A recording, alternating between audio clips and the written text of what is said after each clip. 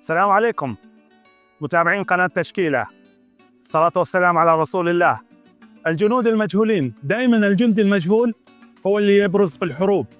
احنا عندنا حرب ثقافية إعلامية وحرب للغة العربية لبرز اللغة العربية، مثل ما قال دكتور ويليام جيمس: في كل حرب انتصار، ومن ضمن الانتصار الجندي المجهول.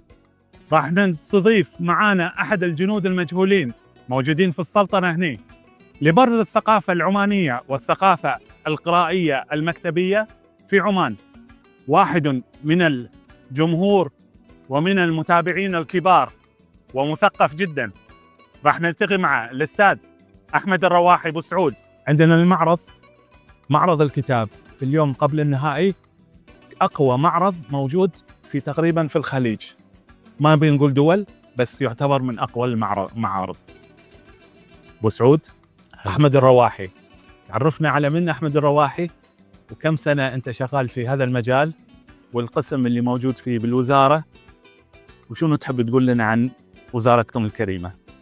في البداية أهلا وسهلا فيكم وتغطيتكم لفعاليات معرض مسقط الدولي للكتاب. شرفتونا اليوم. ويعني أنا موظف في وزارة الثقافة والرياضة والشباب، وضمن فريق العمل في معرض مسقط الدولي للكتاب. ندير هذا العمل وهذه التظاهرة الثقافية الكبيرة. لا شك هي تعتبر واحدة من الوجهات الثقافية في سلطنة عمان وأهمها على الإطلاق، وحقيقة نحن نفتخر بهذا الجهد وهذا يعني الشراكة بين عدد من المؤسسات الحكومية والخاصة والمبادرات الثقافية أيضا لإخراج هذه التظاهرة الثقافية بالشكل الذي يليق وصورة عمان الثقافية والحضارية الممتدة عبر التاريخ.